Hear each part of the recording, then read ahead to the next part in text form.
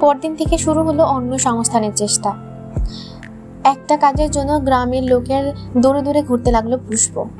দিনের পর দিন কতগুলো বাড়ি হতাশ হয়ে ঘোরার পর একদিন এসে উপস্থিত হলো হারাধন মুখুজ্জের বাড়ি।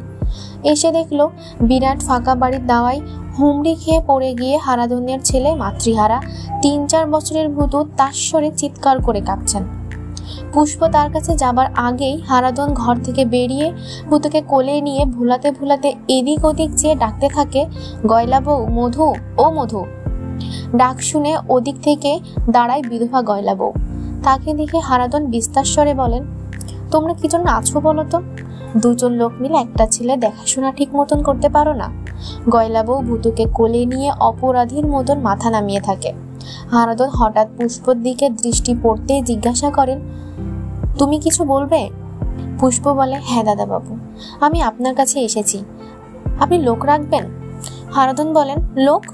না, লোক তো রয়েছে, গয়লা বউ রয়েছে, মধু রয়েছে, আর তো লোকের দরকার নেই।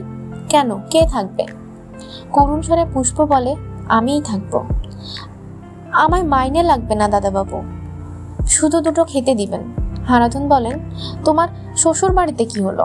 পুষ্প মুখ নামায়। গয়লা বউ বলে, ও শ্বশুর বাড়ি এখন অসুর বাড়ি হয়ে গেছে। হারাধন বলেন, মানে?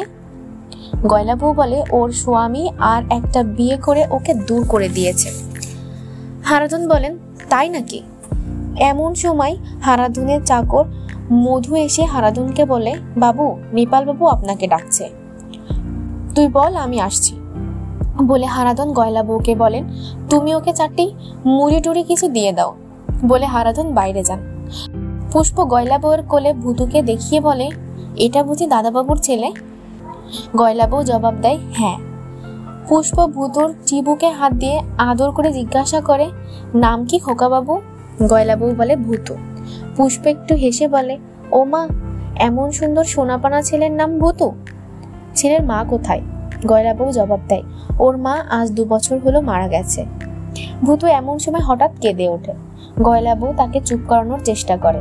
পুষ্প একটু চুপ করে থেকে সহানুভূতির সুরে বলে, আহা, তোমরা ওর দেখাশোনা করো বুঝি? গয়লা বউ বলে, হ্যাঁ, যতদিন না ওর নতুন মা আসছে। তবে তার আর দেরি নেই, দাদাবাবু এই মাসেই বিয়ে।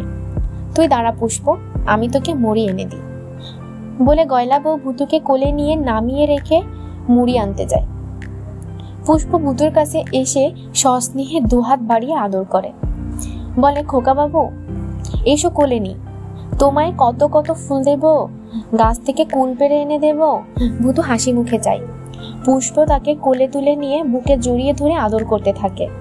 ভাবে, ভগবান যদি তার কোলে এমন একটি ছেলে দিতেন, তাহলে তার ভাগ্য আজ এমন দুর্ভাগ্যে পরিণত হতো না। স্বামীর ঘর ছাড়া হয়ে 2 মুঠো ভাতের জন্য তাকে এমন করে লোকের দাঁড়ে দাঁড়ে ঘুরতে হতো না।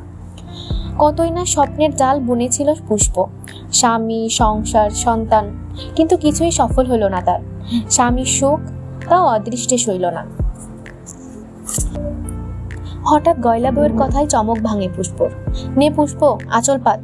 পুষ্প দেখে কাঁসার থালায় মুড়ি নিয়ে এসেছে গয়লা বউ। পুষ্প ধীরে ধীরে ভূতুকে কোল থেকে নামিয়ে আঁচলটা বিছিয়ে দেয় গয়লা বউয়ের সামনে।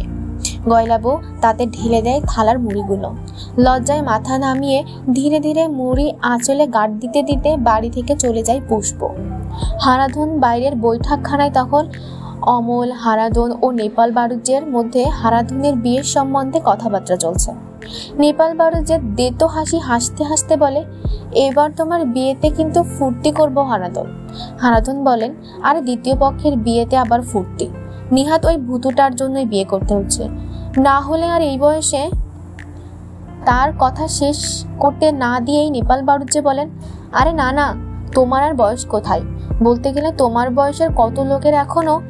বলেই হঠাৎ সদর দরজার দিকে তাকিয়ে পুষ্পকে বেরোতে দেখে নেপাল কথা থামিয়ে দেয়। পুষ্প না? পুষ্প বাড়ি থেকে বেরিয়ে কোনো দিকে না তাকিয়ে মাথা নামিয়ে তাড়াতাড়ি ওদের সামনে দিয়ে চলে যায়। নেপাল তার যাওয়ার দিকে তাকিয়ে থাকে। হারাধন বলেন, মেয়েটা খুব বিপদে পড়েছে, আমার কাছে কাজ চাইতে এসেছিল। তাচ্ছিল্যের সঙ্গে নেপাল বলেন, আমার কাছেও গিয়েছিল 2 দিন, আমি দূর করে দিয়েছি।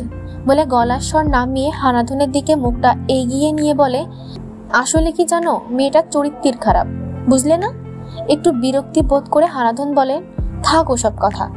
নেপাল বলেন, হ্যাঁ হ্যাঁ, যত সব ছোট লোকের কাণ্ড। তা বিয়ের দিন কবে ঠিক করলেন? হারাধন বলেন, 26-এ। নেপাল উৎসাহিত হয়ে বলেন, 26-এ? তাহলে তো এসেই গেল। ভালো ভালো, শুভস্য শীঘ্র।